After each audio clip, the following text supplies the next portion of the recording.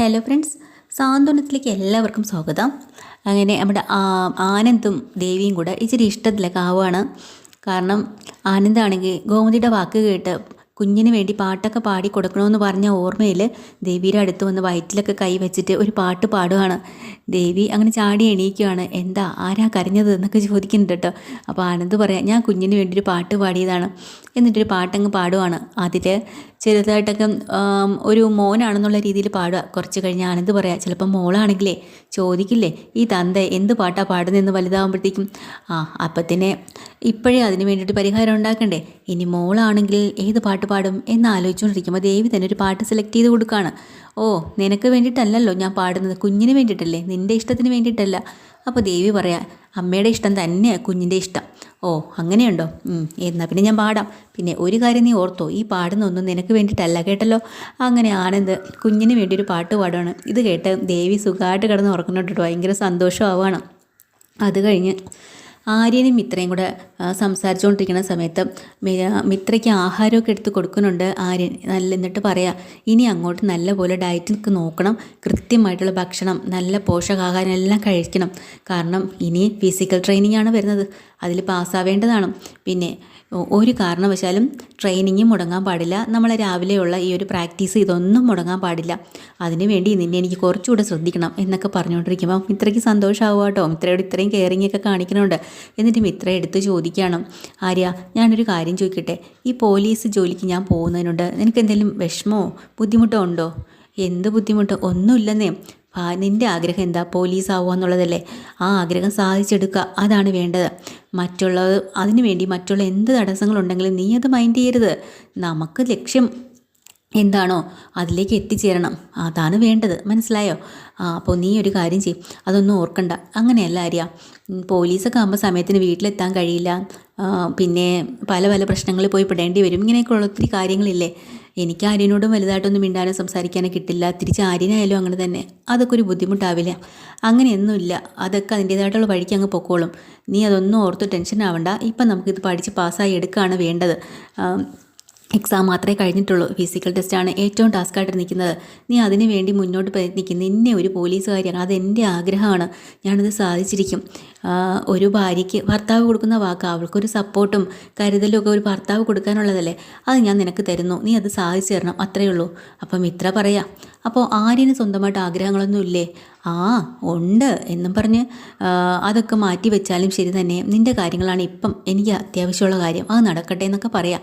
അങ്ങനെ മിത്രയ്ക്ക് അതെല്ലാം സന്തോഷമാവും കേട്ടോ.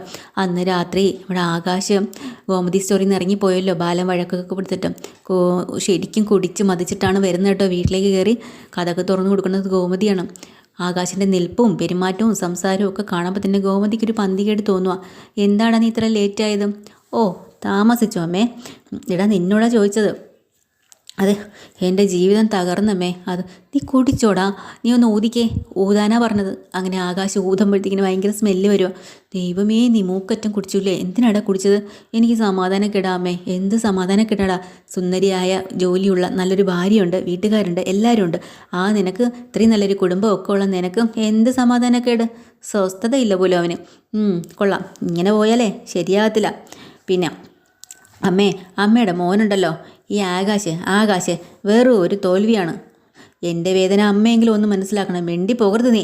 അവൻ്റെ ഒരു വേദന സംസാരിക്കരുത് നീ. ബാലനാണെങ്കിൽ ഇതെല്ലാം കേട്ട് അകത്ത് നിന്ന് കേട്ടുകൊണ്ടിരിക്കുക കേട്ടോ. ബാലനാകെ ടെൻഷനുണ്ട്. അപ്പോൾ വീണ്ടും ഗോമതി പറയാം, പതുക്കെ സംസാരിക്കുക. അച്ഛൻ ഉറങ്ങിയിട്ടില്ല. ഓ, ഉറങ്ങിയിട്ടില്ലല്ലേ? ഈ ശീലങ്ങളൊക്കെ നിനക്ക് എവിടെ നിന്നാടാ കിട്ടിയത്?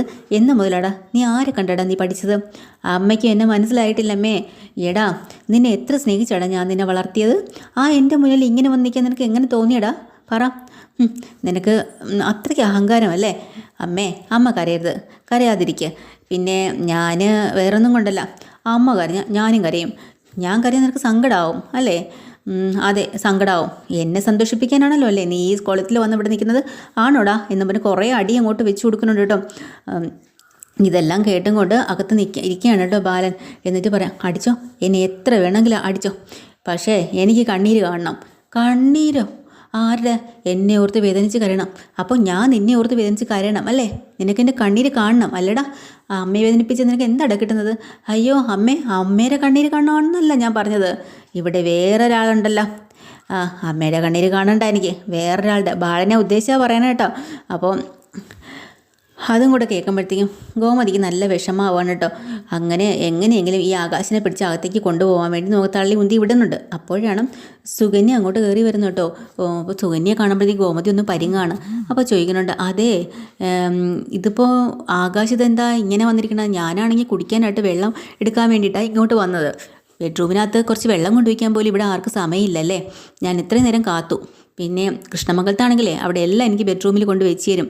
ഉടനെ ഗോമതി പറയണം, ഓ പോട്ടെ സുകന്യെ, ഈ നാളെ മുതൽ കൃത്യമായിട്ട് ഞാൻ എല്ലാം വെച്ചോളാം കേട്ടോ എന്നൊക്കെ പറഞ്ഞുകൊണ്ടിരിക്കുമ്പോഴാണ് സുകന്യ ചോദിക്കുന്നത്, ഈ ആകാശം എന്താ ഇങ്ങനെ മദ്യപിച്ചിട്ടാണോ വന്നത്? അല്ല അത് ഞാൻ കണ്ടു, അവനെ താങ്ങി പിടിച്ചുകൊണ്ട് പോകുന്ന കണ്ടപ്പോഴേ എനിക്ക് തോന്നി, ഇങ്ങനെ ദിവസം മദ്യപിച്ചുകൊണ്ട് വന്നാലേ ശരിയാവില്ല. ഞാനിവിടെ നിൽക്കത്തില്ല, ഈ കുടിക്കുന്ന ആൾക്കാരുടെ ഇടയിലൊന്നും എനിക്ക് നിൽക്കാൻ പറ്റത്തില്ല. ഞാൻ കൃഷ്ണമംഗലത്തേക്ക് ഇറങ്ങിപ്പോവും, അതിന് യാതൊരു മാറ്റവും ഇല്ല. അല്ല സുകന്യ, അങ്ങനെ കുടിയനൊന്നും അല്ല അവൻ. ഇന്നെന്തോ ചെറിയ ആദ്യം ഇങ്ങനെയൊക്കെ തന്നെ പറയണം എല്ലാവരും, ഇനി നാളെയും കുടിച്ചിട്ട് വരും. ഇതൊക്കെ തന്നെ ഇവിടെ നടക്കാൻ പോകുന്നത് എനിക്ക് മനസ്സിലാവണം. പക്ഷേ ഇതൊന്നും അത്ര നല്ല ശീലമൊന്നുമല്ല. പക്ഷേ കൃഷ്ണമംഗലത്തുള്ളവർ ആരും ഇങ്ങനെ ചെയ്യില്ലല്ലോ. മദ്യപാനം കുടിച്ചും കൊണ്ടൊന്നും ആരും വീട്ടിലോട്ട് കയറി വരില്ലല്ലോ. ചേച്ചി ഞാനൊരു കാര്യം പറയാം, ആകാശ് ഇങ്ങനെ തുടർന്നാൽ, അതായത് ദിവസം മദ്യപിച്ചുകൊണ്ട് ഇവിടെ വന്നാൽ ഞാനിവിടെ നിൽക്കില്ല, അത് ഉറപ്പാണ്.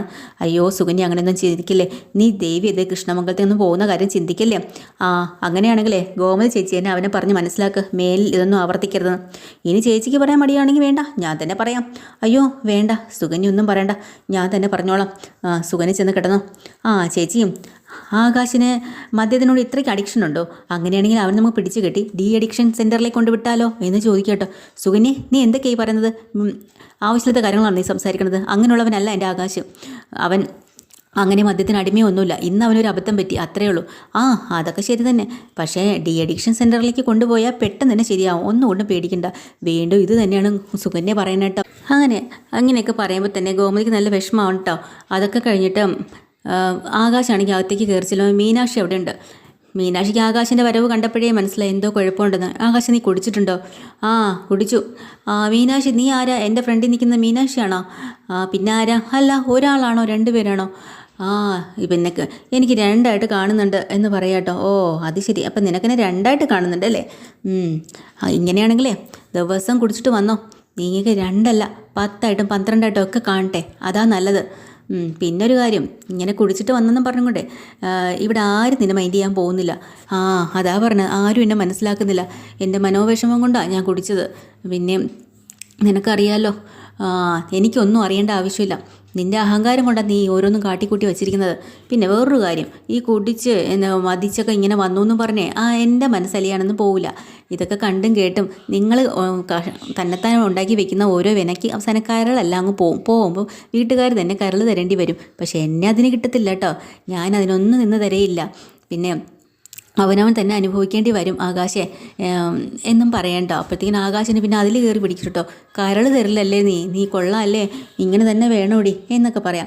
എന്നിട്ട് അവിടെ ഞാൻ കാണിച്ച് തരുന്നുണ്ടെന്ന് പറഞ്ഞെങ്കിൽ അവിടെ ബോധം കെട്ട് വീഴുന്നുണ്ട്. അത് കഴിഞ്ഞ് നമ്മുടെ ബാലനും ഗോമതിയും കൂടെ ഇപ്പുറത്തുനിന്ന് സംസാരിക്കുകയാണ്.